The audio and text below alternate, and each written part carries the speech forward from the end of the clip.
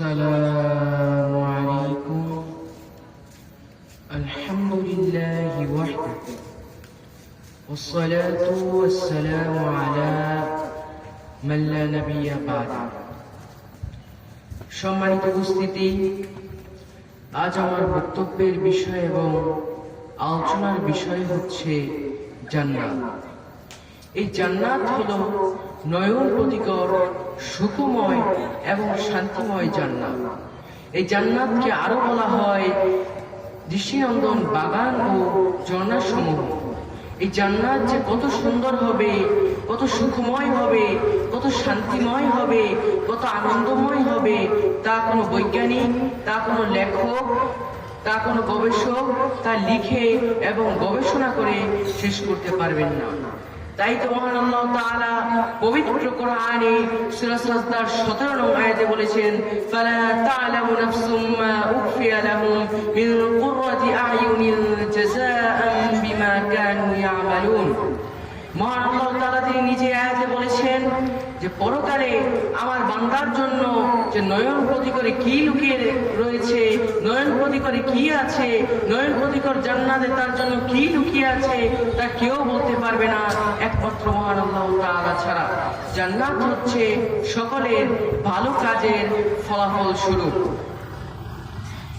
এই আয়াতে মহান আল্লাহ তাআলা নিজেই বলেছেন যে পরকালে বান্দার জন্য, মুমিন বান্দার জন্য নয়ন প্রতিকরে জান্নাতে কি লুকিয়ে আছে, কি আছে তা কেউ বলতে পারবে না একমাত্র মহান আল্লাহ তাআলা ছাড়া।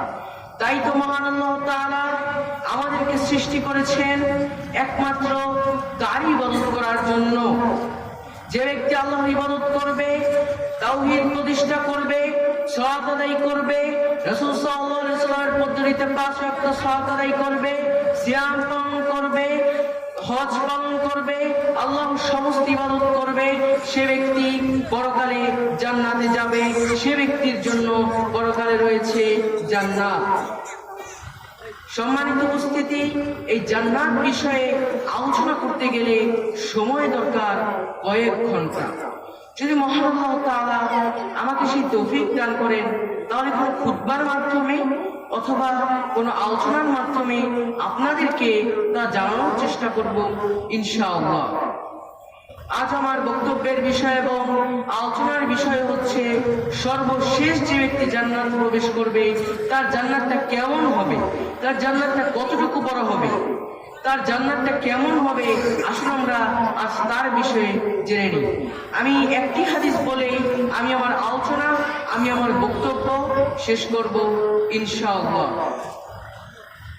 যারা বাজার বন্দরে আছেন, যারা বাহিরে আছেন এবং বাড়িতে আছেন, তাদের সকলকে বলবো প্যান্ডেলের ভিতর আসার জন্য আমি সকলকে আহ্বান জানাচ্ছি। এবং যে যেখান থেকে শুনছেন না কেন, সকলকে মনোযোগ দিয়ে আমার বক্তব্য শোনার জন্য আহ্বান জানাচ্ছি। আজ আমার বক্তব্যের বিষয় এবং আলোচনার বিষয় হচ্ছে সর্বশেষ জান্নাতি ব্যক্তি। যে ব্যক্তি সবচেয়ে ছোট জান্নাত লাভ করবে, তার জান্নাতটা কেমন হবে, তার জান্নাতের আনন্দটা কেমন হবে, তার জান্নাতের শান্তিটা কেমন হবে, আসুন আমরা আজ তার বিষয়ে জেনে নিই। সেই বুখারী বর্ণনায় এসেছে, মহান আল্লাহ তাআলা একদিন জিবরাইল আলাইহিস সালামকে ডেকে বলবেন, হে জিবরাইল, তুমি এখন যাও, এখন তোমার জাহান্নামে যাওয়ার সময় হয়ে গিয়েছে, তুমি সেখানে যাও, তুমি গিয়ে একে একে সকলকে জান্নাতে প্রবেশ করাও। তখন জিবরাইল আলাইহিস সালাম বলবেন, হে মহান আল্লাহ তাআলা, হে মহান প্রভু, হে মহান সৃষ্টিকর্তা, আমি কাদেরকে জান্নাতে প্রবেশ করাবো? তখন মহান আল্লাহ তাআলা বলবেন, যা দুনিয়াতে আমার ইবাদত করেছে, আমাকে সিজদা করেছে, রাসূল সাল্লাল্লাহু আলাইহি ওয়াসাল্লামের পদ্ধতিতে 5 ওয়াক্ত সালাত আদায় করেছে, আমার ইবাদত করেছে, এবং যারা আগুনে পুড়তে পুড়তে তাদের শাস্তি উপভোগ করা হয়ে গিয়েছে, যাদের শাস্তি হয়ে গিয়েছে, তুমি তাদের আমলনামা দেখে যাদের শাস্তি হয়ে গিয়েছে তুমি তাদেরকে একে একে জান্নাতে প্রবেশ করাও। তখন জিবরাইল আলাইহিস সালাম তাদের হিসাবের খাতা হাতে নেবেন এবং তাদের হিসাবের খাতা পুঙ্খানুপুঙ্খানুভাবে দেখবেন, এবং যাদের আযাব ভোগ করা শেষ হয়ে গিয়েছে, শাস্তি শেষ হয়ে গিয়েছে, তাদেরকে একে একে জান্নাতে প্রবেশ করাতে থাকবেন এবং এমন করে জান্নাতে প্রবেশ করাতে করাতে একে একে জান্নাতে প্রবেশ করাতে জান্নাতে ব্যক্তি শেষ হয়ে যাবে। তারপর হিসাবের খাতায় খুঁজাখুঁজি করে একজন লোককে পাওয়া যাবে, যেই কিনা হবে সর্বশেষ জান্নাতি ব্যক্তি। যে ব্যক্তি কিনা জীবনে একবার হলেও আল্লাহকে সিজদা করেছিল, যে ব্যক্তি কিনা আল্লাহ তাআলা ইবাদত করেছিল, আল্লাহকে এক বলে বিশ্বাস করেছিল, আল্লাহর প্রতি ঈমান এনেছিল এবং আল্লাহকে বিশ্বাস করে বলেছিল লা ইলাহা ইল্লাল্লাহ, আল্লাহ ছাড়া সত্য কোনো মাবুদ নেই, সে কোনো না কোনো দিন জান্নাতে যাবে ইনশাআল্লাহ। তখন জিবরাইল আলাইহিস সালাম সেই জান্নাতি ব্যক্তির নিকট যাবেন। তিনি যখন সেই জান্নাতি ব্যক্তির নিকট যাবেন, তিনি তাকে গিয়ে দেখবেন যে সে আগুনে পুড়তে পুড়তে এমন কয়লা হয়েছে, এমন ছাই হয়েছে, এমন কালো হয়েছে যে তাকে দেখে কিছুই বোঝা যাচ্ছে না, তাকে দেখে বুঝাই যাচ্ছে না। তখন জিবরাইল আলাইহিস সালাম মহান আল্লাহ তাআলাকে বলবেন, হে মহান আল্লাহ তাআলা, এই শেষ জান্নাতি ব্যক্তির জাহান্নামে পুড়তে পুড়তে এমন কয়লা হয়েছে, এমন কয়লা হয়েছে, এমন কালো হয়েছে তাকে দেখি কিছুই বোঝা যাচ্ছে না। তখন মহান আল্লাহ তাআলা জিবরাইল আলাইহিস সালামকে বলবেন, হে জিবরাইল, তুমি তাকে নিয়ে জীবন নদীর পানিতে গোসল করিয়ে দাও, তুমি তার শরীরে জীবন নদীর পানি ঢেলে দাও, তুমি অর্থাৎ তুমি তার শরীরে আবে হায়াতের পানি ঢেলে দাও, আবে হায়াতের পানি দ্বারা তাকে গোসল করিয়ে দাও। তখন তার শরীরটা দেখবে এই কয়লা থেকে, এই কালো শরীর থেকে একদম ফুটফুটে সুন্দর একটি শরীর হয়ে গিয়েছে। তখন জিবরাইল আলাইহিস সালাম এই লোকটিকে, সেই জান্নাতি ব্যক্তিকে আবে হায়াতের পানি অর্থাৎ জীবন নদীতে পানিতে গোসল করাবেন। তারপর তিনি দেখবেন যে তার পানি, তার শরীরটা সেই পানিতে গোসল করার পর তার শরীরটা একদম ফুটফুটে সুন্দর হয়ে গিয়েছে। সেই কয়লা দেহটা আর নেই, তার দেহটা ফুটফুটে সুন্দর হয়ে গিয়েছে। তখন মহান আল্লাহ তাআলা জিবরাইল আলাইহিস সালামকে বলবেন, হে জিবরাইল, তুমি তাকে নিয়ে যাও, তাকে নিয়ে জান্নাত এবং জাহান্নামের মধ্যখানে রেখে দাও। তখন জিবরাইল আলাইহিস সালাম তাকে নিয়ে জান্নাত এবং জাহান্নামের মধ্যখানে রেখে দিবেন এবং যখন সেই লোকটিকে জান্নাত এবং জাহান্নামের মধ্যখানে রাখা হবে, তখন সেই লোককে আল্লাহর প্রশংসা করতে থাকবে, আল্লাহকে বলতে থাকবে, আল্লাহর অশেষ কৃপা, এত বছর জাহান্নামে পুরার পর আজ একটু ভালো জায়গায় আসতে পেরেছি, আজ জাহান্নাম থেকে উঠে আসতে পেরেছি। যদি পৃথিবীতে ভালো কাজ করতাম, কেন পৃথিবীতে ভালো কাজ করলাম না?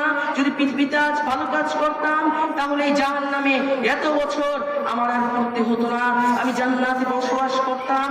তো সে ব্যক্তি এইভাবে সবসময় আল্লাহ তাআলার প্রশংসা করতে যাচ্ছে। ঠিক যেমনই যদি কোনো জেলের আসামিকে, যে ব্যক্তি অনেক বছর জেলে থাকতে থাকতে সে অনেক বছর জেলে থেকেছে, সে ব্যক্তিকে যদি মুক্তি দেওয়া হয় তখন সেই লোকটির মনে কেমন আনন্দ হবে। সে যদি জেলের গেট থেকে বের হয় তখনই তার মনে আনন্দ হবে, তার মনে আনন্দ অনুভব হবে, সে আনন্দ উপভোগ করতে থাকবে। অথচ এখন সে তার বাড়িতে মা বাবা স্ত্রী সন্তানের কাছে যাননি। যদি কোনো ক্যান্সারের রোগী যদি দীর্ঘ বছর চিকিৎসা করার পর সে যদি সুস্থ হয়ে যায়, ডাক্তার যদি তাকে বলে তুমি এখন বাড়ি চলে যেতে পারো, তুমি এখন সুস্থ হয়ে গিয়েছো, তখন তার মনে কেমন শান্তি লাগবে, তখন তার মনে কেমন লাগবে। যদি কেউ সর্বস্ব হারিয়ে ফেলে এবং তা যদি পায় তাহলে তার মনে কেমন লাগবে। যদি কোনো ফাঁসির আসামিকে মুক্তি দেওয়া হয় তাহলে তার কেমন আনন্দ লাগবে, তার কেমন কেমন শান্তি লাগবে, তার নিজেকে কত সুখী মনে হবে। ঠিক এই লোকটি তার চেয়ে বেশি নিজেকে খুশি, তার চেয়ে বেশি নিজেকে আনন্দ উপভোগ করছে, তার চেয়ে বেশি নিজেকে সুখী মনে করছে, যা আমি আমার আলোচনায় ভাষায় প্রকাশ করতে পারবো না। এবং সে ব্যক্তি সব সময় আল্লাহ তাআলার প্রশংসা করছে এবং সে এখন যেই জায়গায় আছে সেখানে সে বেশিরভাগই জাহান্নামের হুঙ্কার শুনতে পায়, জাহান্নামের আওয়াজ শুনতে পায়। যখন সে জাহান্নামের আওয়াজ শুনতে পায় তখন তার মনটা, তখন তার অন্তরটা এবং তার শরীরটা একদম থরথর করে কাঁপতে থাকে, তার শরীরটা একদম থরথর করে কাঁপতে থাকে, তার কুসুমগুলো আবার দাঁড়িয়ে যায়, আবার মনে হয়ে যায় সেই আযাবের কথা, আবার মনে হয়ে যায় সেই কষ্টের আযাবের কথা, এবং সে বলতে থাকবে যে এত বছর, শত শত বছর, অনেক অনেক বছর ঠিক এভাবেই জাহান্নামে কাটিয়ে দিলাম। তারপর সে একদিন মহান আল্লাহ তাআলার নিকট কেঁদে কেঁদে বলতে থাকবে, হে মহান আল্লাহ তাআলা, আমি কি আপনার নিকট কিছু চাইতে পারি? তখন মহান আল্লাহ তাআলা বলবে, হে আমার বান্দা, তুমি তো এখন জাহান্নাম থেকে মুক্ত, তুমি তো এখন জাহান্নামে নেই, তুমি তো এখন কঠিন আযাব ভোগ করছো না, তুমি তো এখন কঠিন আযাবে নেই। তখন সেই বান্দাটি বলবে, হে মহান আল্লাহ তাআলা, আমি এখন আযাব ভোগ করছি। হে মহান আল্লাহ তাআলা, আমি এখন যেই জায়গায় আছি সেখান থেকে আমি বেশিরভাগই জাহান্নামের হুঙ্কার শুনতে পাই, জাহান্নামের শব্দ শুনতে পাই, জাহান্নামের ভয়ঙ্কর গর্জন শুনতে পাই। তখন আবার মনে হয়ে যায় সে আযাবের কথা, তখন আমার মনে আর শান্তি থাকে না, তখন আমার মনে আর ভালো লাগে না, তখন আমার শরীরটা আবার থরথর করে কাঁপতে থাকে। হে আল্লাহ, আমি আপনার নিকট একটি ভালো জায়গা চাই, এখান থেকে আমি একটি ভালো জায়গায় যেতে চাই। তাই বলে, হে আল্লাহ তাআলা, তাই বলে আমি আপনার নিকট জান্নাত চাচ্ছি না, আমি এর চেয়ে একটু ভালো জায়গা চাচ্ছি, যেখানে আমি এর চেয়ে একটু নিরাপদে থাকতে পারবো। এবং সে মহান আল্লাহ তাআলাকে তখন বলবে, হে মহান আল্লাহ তাআলা, আমি আপনাকে ওয়াদা করলাম যে তারপর আপনি যদি আমাকে এর চেয়ে একটি নিরাপদ স্থানে রাখেন, এর চেয়ে একটি ভালো স্থানে রাখেন, তাহলে আমি আপনার নিকট আর কিছু চাইবো না, এটা আমি আপনার নিকট ওয়াদা করলাম। তখন মহান আল্লাহ তাআলা জিবরাইল আলাইহিস সালামকে ডেকে বলবে, হে জিবরাইল, তুমি তাকে নিয়ে যাও, তুমি তাকে নিয়ে জান্নাত, তুমি তাকে নিয়ে এর চেয়ে একটি ভালো জায়গায়, নিরাপদ জায়গায় রেখে আসো, যেখানে কিনা সে এর চেয়ে বেশি নিরাপদে থাকবে, এর চেয়ে বেশি ভালো থাকবে। হে জিবরাইল, তুমি তাকে সেখানে গিয়ে রেখে আসো। তখন জিবরাইল আলাইহিস সালাম তাই করলেন, এর চেয়ে একটু নিরাপদ জায়গায়, এর চেয়ে একটু ভালো জায়গায় তাকে নিয়ে রেখে আসলেন। তখন সেই লোকটি শত বছর পর, অনেক বছর পর সে মহান আল্লাহ তাআলাকে আবার কেঁদে কেঁদে বলছে, হে মহান আল্লাহ তাআলা, আমি কি আপনার নিকট কিছু চাইতে পারি? তখন মহান আল্লাহ তাআলা বলবেন, হে আমার বান্দা, হে আমার বান্দা, তুমি তো আমার নিকট ওয়াদা করেছিলে যে তুমি আমার নিকট আর কিছু চাইবে না, তুমি আবার আমার সাথে ওয়াদা করে ওয়াদা ভঙ্গ করছো। তখন সেই বান্দাটি মহান আল্লাহ তাআলাকে বলবে, হে মহান আল্লাহ তাআলা, আপনি তো ক্ষমাশীল, হে আল্লাহ তাআলা, আপনি তো দয়াশীল, হে আল্লাহ, আপনি তো পরম করুণাময়, হে আল্লাহ, আপনি আমার চাওয়াটি কবুল করুন, হে আল্লাহ, আপনি আমার ইচ্ছাটি পূরণ করুন। তখন সেই লোকটি মহান আল্লাহ তাআলাকে বলতে থাকবে, হে মহান আল্লাহ তাআলা, আমি একটু জান্নাতের দরজার কাছে জায়গা চাই, হে মহান আল্লাহ তাআলা, আমি জান্নাতের দরজার কাছে গিয়ে থাকতে চাই, আমি সেখানে যেতে চাই। হে আল্লাহ, আমি বাহির থেকে, জান্নাতের বাহির থেকে জান্নাতের সমস্ত আনন্দগুলো, উৎসবগুলো, তার শান্তিগুলো আমি দেখতে চাই। হে আল্লাহ, আপনি আপনি জান্নাতের কাছে একটু জায়গা দিয়ে দিন। তখন মহান আল্লাহ তাআলা বান্দাকে বলবে, হে আমার বান্দা, তুমি যদি জান্নাতের দরজার কাছে যাও, তুমি যদি জান্নাতের আনন্দ দেখো, তখন তুমি যদি জান্নাতের শান্তি দেখো, তাহলে তো তোমার মনে হবে জান্নাতের, তাহলে তোমার ইচ্ছে হবে জান্নাতের ভিতর যাওয়ার জন্য, জান্নাতের ভিতর প্রবেশ করার জন্য। তখন সেই লোকটি আল্লাহ তাআলাকে ওয়াদা করে বলবেন, হে মহান আল্লাহ তাআলা, হে মহান প্রভু আল্লাহ তাআলা, আমি আপনার নিকট ওয়াদা করছি, তারপর আমি আপনার নিকট আর কিছু চাইব না। তখন মহান আল্লাহ তাআলা জিবরাইল আলাইহিস সালামকে ডেকে বলবেন, হে জিবরাইল, তুমি তাকে নিয়ে যাও, তাকে নিয়ে জান্নাতের দরজার কাছে রেখে আসো, তাকে নিয়ে জান্নাতের দরজার কাছে নিয়ে রেখে আসো। তখন জিবরাইল আলাইহিস সালাম সেই বান্দাকে জান্নাতের সেই দরজার কাছে গিয়ে বসিয়ে দিবেন, জান্নাতের সেই দরজার কাছে জায়গা দিবেন, জান্নাতের সেই দরজার কাছে গিয়ে তাকে রেখে আসবেন। তখন সেই লোকটি যখন সেখানে যাবে এবং যখন সে জান্নাতের আনন্দ দেখবে, খুশি দেখবে, এবং যখন সে সেখানকার জান্নাতের হুরদেরকে দেখবে, সুন্দরী হুরদেরকে দেখবে, দামি দামি খাবার দেখবে, দামি দামি বিছানা দেখবে, দামি দামি বাড়ি দেখবে, দামি দামি কাপড় দেখবে, দামি দামি ফল দেখবে, সুস্বাদু সুস্বাদু খাবার দেখবে, তখন সে পাগল হয়ে যাবে এবং তার তখন ইচ্ছে হবে জান্নাতের ভিতর যাওয়ার জন্য। এবং সে বলতে থাকবে যে জান্নাতের যে হুরগুলো তাদের দেখে মনে হচ্ছে তাদের যে যেন পৃথিবীর মেয়েগুলো যেন তাদের জন্য যেন একদম কুৎসিত এবং কুচকুচে কালো। কেন দুনিয়াতে ভালো কাজ করলাম না, হায় আফসোস, কেন দুনিয়াতে ভালো কাজ করলাম না, কেন দুনিয়াতে আল্লাহ তাআলা ইবাদত করলাম না, ভালো আমল করলাম না। যদি আজ ভালো কাজ করতাম, ভালো আমল করতাম, আল্লাহ তাআলা ইবাদত করতাম, তাহলে আজ এই জাহান্নামে পড়তে হতো না।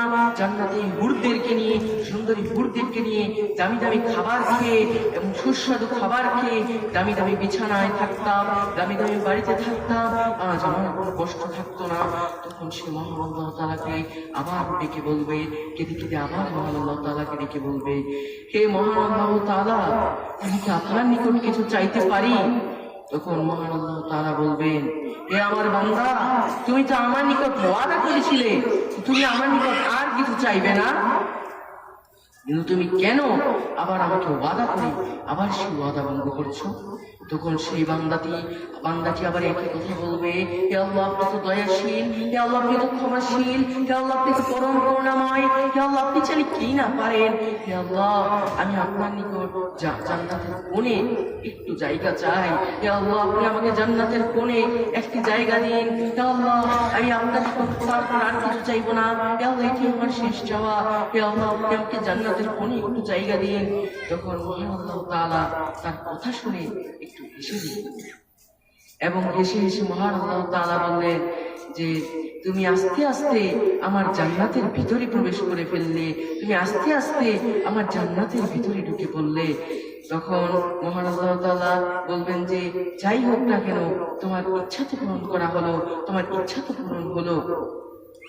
তখন মহান আল্লাহ তাআলা জিবরাইল আলাইহিস সালামকে ডেকে বলবে, হে জিবরাইল, তুমি তাকে নিয়ে যাও, তুমি তাকে নিয়ে তার জন্য জান্নাতে যে একটি জায়গা রাখা হয়েছে, তার জন্য জান্নাতটি করা হয়েছে, তুমি তাকে সেই জায়গায় নিয়ে রেখে আসো, তুমি তাকে সেইখানে গিয়ে রেখে আসো। তখন জিবরাইল আলাইহিস সালাম তাই করলেন, তাকে নিয়ে জান্নাতের কোণে তার জন্য যে জান্নাতটি তৈরি করা হয়েছিল তাকে সেই জান্নাতে রেখে আসলেন, তাকে সেই জায়গায় রেখে আসলেন। এবং যখন সে জান্নাতের এত আনন্দ দেখলো, জান্নাতের এত সুখ দেখলো, জান্নাতের এত শান্তি দেখলো, তখন সে মনে করবে যে আমার জান্নাতি মনে হয় সবচেয়ে সেরা জান্নাত, আমার জান্নাতি মনে হয় সবচেয়ে বড় জান্নাত, আমার জান্নাতি মনে হয় সবচেয়ে শ্রেষ্ঠ জান্নাত। তখন মহান আল্লাহ তাআলা বলবেন, হে আমার বান্দা, তোমাকে যে জান্নাতটি দেওয়া হয়েছে এই জান্নাতটি হচ্ছে সবচেয়ে ছোট জান্নাত, যে সেই জান্নাতটি হচ্ছে দুনিয়ার পরিমাণ 5 গুণ বড়, কিছু কিছু বর্ণনা এসেছে 10 গুণ বড়। সকলেই বলি সুবহানাল্লাহ।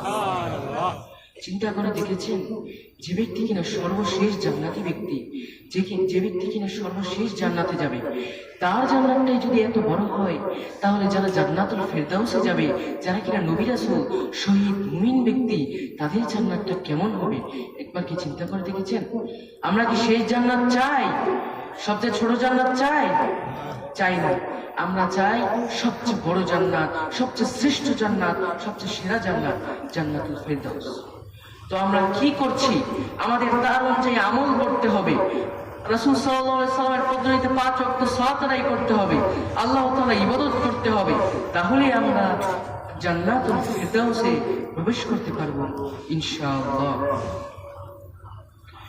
এবং তখন সেই লোকটি যখন জান্নাতের ভিতর প্রবেশ করবে, তখন সেই লোকটি এত আনন্দ হবে এবং সে সব সময় বলতে থাকবে আমার জান্নাতি নাকি সর্বশেষ জান্নাত। অথচ যারা কিনা নবী রাসূল, যারা কিনা ঈমানদার ব্যক্তি, মুমিন ব্যক্তি, রাসূল সাল্লাল্লাহু আলাইহি ওয়াসাল্লামের শ্রেষ্ঠ সাহাবাগণ, দুনিয়াতে যারা জান্নাতের সার্টিফিকেট পেয়েছে, যারা কিনা শহীদ ব্যক্তি, তাদের জান্নাতটা কতটুকু বড় হবে?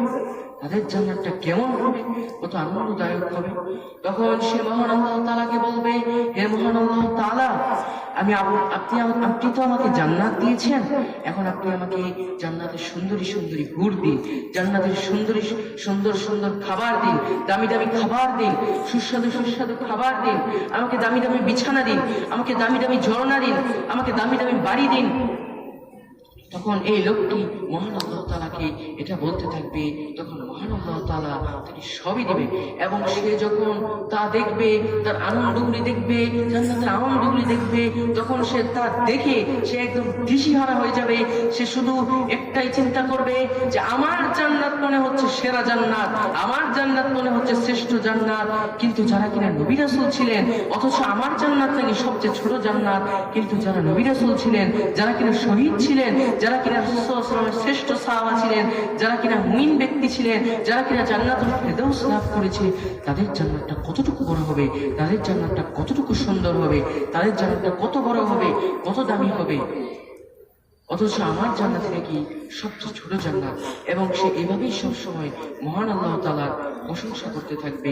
হাদিসটি সহিহ বুখারী। সম্মানিত উপস্থিতি, আমি একটি হাদিসই আমি আপনাদের নিকট আলোচনা করলাম, ঠিক এমনই ভাবে ঠিক একই হাদিস সহিহ মুসলিমে একটু ভিন্ন রূপে এসেছে। এবং আমি যদি কখনো সময় পাই তাহলে সেটা কোনো খুতবার মাধ্যমে অথবা কোনো আলোচনার মাধ্যমে আপনাদেরকে তা জানানোর চেষ্টা করব ইনশাআল্লাহ। এবং সেই হাদিসটি এসেছে সহিহ মুসলিমের 349, 350, 351 নং হাদিসে সেটা বর্ণনা করা হয়েছে। তো যাই হোক, যদি মহান আল্লাহ তাআলা কখনো সেই তৌফিক দান করেন তাহলে আপনাদেরকে তা জানানোর চেষ্টা করব ইনশাআল্লাহ। তো আমি আপনাদের সকলের কাছ থেকে বিদায় নিতে চাই।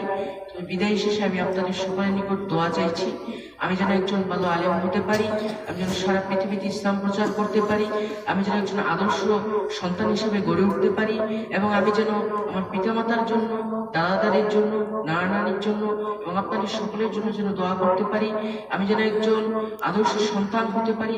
আপনারা আমার জন্য সেই দোয়া করবেন। আমি আমার আলোচনা, আমি আমার বক্তব্য এখানেই শেষ করছি। সুবহানাকাল্লাহুম্মা ওয়া বিহামদিকা আশহাদু আল লা ইলাহা ইল্লা আনতা আস্তাগফিরুকা ওয়া আতুবু ইলাইক। আসসালামু আলাইকুম ওয়া রাহমাতুল্লাহি ওয়া বারাকাতুহু।